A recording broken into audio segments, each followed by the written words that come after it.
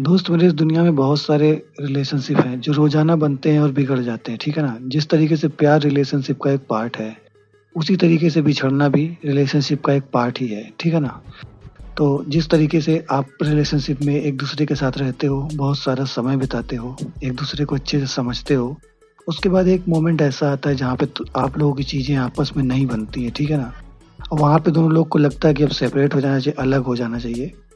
तो इसके बाद कई सारे ऐसे कारण होते हैं कि सेपरेट होने के जो बीच में आते हैं। कभी फैमिली प्रॉब्लम आती है, कभी पर्सनल इशू आते हैं, कभी कोई एक चीटर होता है, तो बहुत सारी ऐसी चीज़ें होती हैं। लेकिन क्या होता है ना कि जैसे मान लो हम लोग रिलेशनशिप में थे, उसके बाद रिलेशनशिप टूटा और हम दोनों लोग अलग हो गए, ठीक है?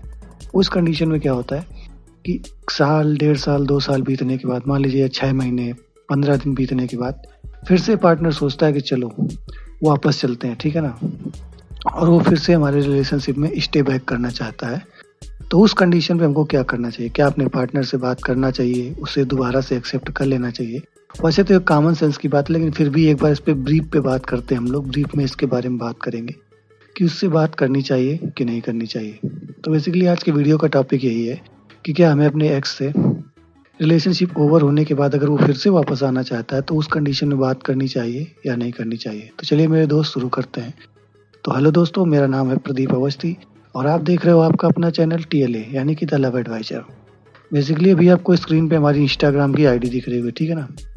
तो आप उस इंस्टाग्राम आईडी के थ्रू हमको फॉलो कर सकते हैं। सिंपली इंस्टाग्राम पे जाइए और हमारी आईडी इंटर करिए और सर्च करिए और हमें फॉलो करिए। इसके बाद क्या है कि आप हमें मैसेज के थ्रू फॉलो करने के बाद कोई भी अगर आपकी क्वेरी है या कोई भी प्रॉब्लम है तो आप हमें लिख के भेज सकते हैं, ठीक है ना? आप अगर कोई भी क्वेरी हमें लिख के भेजते हैं तो मैं आपको 24 घंटे के अंदर कोशिश करूँगा कि उस प्रॉब्लम का सॉल्यूशन दे सकूँ, रिप्लाई कर सकूँ। और इवन अगर आप हमसे कॉल पे बात करना चाहते हैं तो आप हमें इंस्टाग्राम पे अपना नंबर छोड़ सकते हैं। अभी मैं फ़िलहाल कॉलिंग पे बात करने का कोई चार्ज नहीं लेता हूँ। तो चलिए अपने वीडियो की ओर आगे बढ़ते हैं। तो बेसिकली जब आप लोगों ने स्टार्ट किया, आपका एक हेल्दी रिलेशनशिप था, आप लोग एक अच्छे से म्यूचुअल अंडरस्टैंडिंग वाले रिलेशनशिप में थे, ठीक है ना? उसके बाद आप लोग कुछ साल, डेढ़ साल, 6 महीने रिलेशनशिप में रहे, ठीक है ना? या 10 साल, 5 साल, जो भी आपका टेन्योर रहा हो रिलेशनशिप का, आप लोग एक-दूसरे के साथ में रहे। देखिए, मैं 15 दिन वाले रिलेशनशिप की कभी या 2 महीने वाले रिलेशनशिप की, 1 महीने वाले रिलेशनशिप की बात नहीं करता। उसका रीज़न क्या है कि जो 15 दिन या 20 दिन का रिलेशनशिप होता है, उसे रिलेशनशिप मान ही नहीं सकते। ना उसमें इमोशनली जुड़ा होता है, ना फिज़िकली जुड़ा होता है, ना ही किसी भी तरीके से कोई अटैचमेंट होती है। मिनिमम मैं ये मान के चलता हूँ कि एक अटैचमेंट बनाने के लिए, हेल्दी रिलेशनशिप बनाने के लिए कम से कम मिनिमम 6 मंथ तो होने चाहिए। आप जब किसी रिलेशनशिप में 6 मंथ बिता लेते हैं ना, तो वहाँ पे एक अटैचमेंट बनता है, एक जुड़ाव बनता है। अब किसी-किसी का 10 दिन में बन जाता है, 15 दिन में बन जाता है, वो मैं नहीं मान सकता, क्योंकि एक चीज़ मैंने सुनी थी कि जितनी जल्दी रिलेशनशिप बनता है, उतनी जल्दी टूट जाता है। ये तो हुआ एक रेशियो। लेकिन मान के चलिए आपका रिलेशनशिप चल रहा था, उसके बाद वो टूट गया और मान लीजिए बीच में गैप आ गया, 1 महीने, 2 महीने, 4 महीने। इसके बाद फिर से पार्टनर आपकी ज़िंदगी में वापस आना चाहता है। तो क्या हमें उसको अपनी ज़िंदगी में वापस दोबारा से वही जगह देनी चाहिए कि नहीं देनी चाहिए?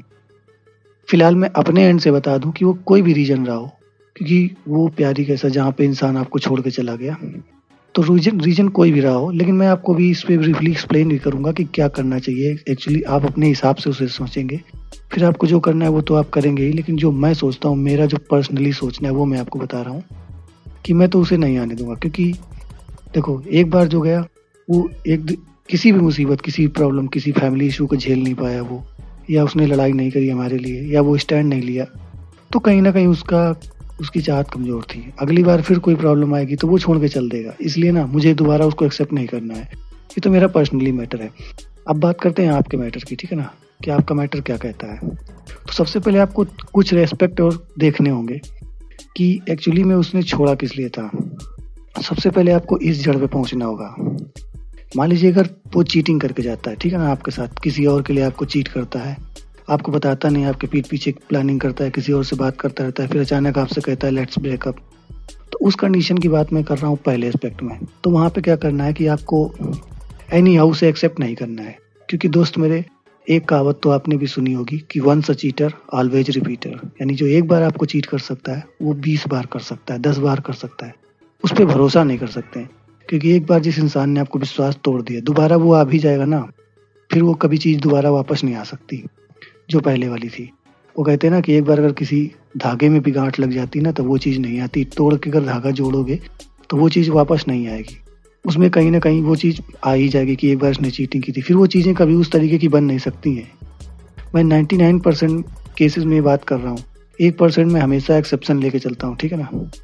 सेकंड एस्पेक्ट की बात करते हैं कि अगर मान के चलो वो आपसे चीटिंग करके नहीं गया, उसकी जेन्युइन में कोई प्रॉब्लम थी कि उसको स्टडी करना था, ठीक है ना, उसको अपने घर वालों का जो बहुत ज़्यादा प्रेशर था, प्रेशर में वो जाके छोड़ के गया आप। लेकिन जैसे ही उसे टाइम मिला, जैसे ही आपकी उसे याद आई, बीच में उसने किसी और से रिलेशनशिप नहीं बनाया, ठीक है ना, किसी और के पास वो नहीं गया, सीधे वो गैप लिया उसने किसी जेन्युइन प्रॉब्लम की वजह से, उसके बाद वापस फिर वो आपके पास आ रहा है। तो ऐसे में मैं दोस्त कह सकता हूँ कि आपको उसे एक चांस देना चाहिए, ठीक है ना। उसे ऐसे में एक चांस देना चाहिए। अगर उसकी जेन्युइन प्रॉब्लम है, आप ये अच्छी तरीके से पता कर चुके हैं, बखूबी जानते हैं कि उसके घर में प्रेशराइज्ड हुआ बहुत ज़्यादा, उसने लड़ाई भी करी, आपके लिए स्टैंड भी लिया, फिर भी बहुत ज़्यादा घर वालों ने प्रेशराइज कर दिया, उस चीज़ को वो नहीं संभाल पाता। खासकर स्पेशली ये लड़कियों के केस में होता है, लड़कों के केस में बहुत कम होता है कि लड़कियों घर वाले प्रेशराइज कर देते हैं। एक तो मान लीजिए उसको घर का प्रेशर है, अपने घर का बहुत ज़्यादा प्रेशर होता है लड़की के ऊपर, पहले तो वो प्रेशर है। इधर से अगर आप उस पर जोर ज़बरदस्ती लगा रहे हैं कि नहीं बात करनी, बात करो, ये है वो है, उस कंडीशन में दोस्त मेरे आपको ये नहीं करना, आपको संभालना चाहिए उसे, नहीं तो वो टूट जाएगा। या हो सकता है वो उस सब चीज़ों को थोड़ा मामला ठंडा होने तक, उस कंडीशन में वो थोड़ा मामला ठंडा होने तक छोड़ देता है कि बाद में मैं फिर बात करूंगा, अभी फ़िलहाल के लिए मामला ठंडा हो जाने देते हैं। तो उस कंडीशन में भी आपको चांस देना चाहिए। या उसने एक ऐसे ही लिटरली ब्रेक ले लिया अपने लिए, क्योंकि खुद की पर्सनल लाइफ भी होती है ना, वो उसे कुछ करना है, स्टडी करनी है, जॉब करनी है, या कुछ भी जो आप जानते हैं कि नहीं जेन्युइन रीज़न है, आपको अच्छी तरीके से पता है, या कोई भी रीज़न हो सकता है, तब अगर उसने कोई ब्रेक लिया तो बेसिकली आपको एक चांस देना बनता है, ठीक है ना। लेकिन अगर उसने चीटिंग करी है, उसने आपके साथ धोखा किया है, तो आप उसके साथ जुड़ सकते हो, लेकिन उसको सिर्फ किस लिए, सबक सिखाने के लिए। आप अगर पुरानी चीज़ें वापस लाना चाहते हो तो दोस्त मेरे कभी मत जुड़ना, क्योंकि वो चीज़ कभी नहीं आएगी।